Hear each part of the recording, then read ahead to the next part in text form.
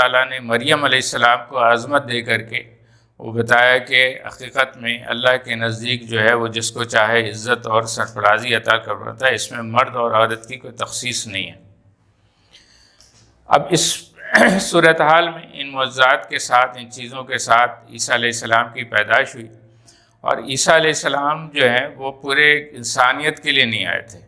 سورہ آل عمران میں ہی اللہ تعالیٰ نے اس کی وضاحت کر دی ہے کہ رسولاً الی بنی اسرائیل، کہ ہم نے انہیں بنی اسرائیل کی طرف مبعوث کر کے بھیجا تھا۔ تو وہ بنی اسرائیل کے لیے ہی آئے تھے، اور ان کی اصلاح کا کی صرف دو بنیادی مقصد تھا،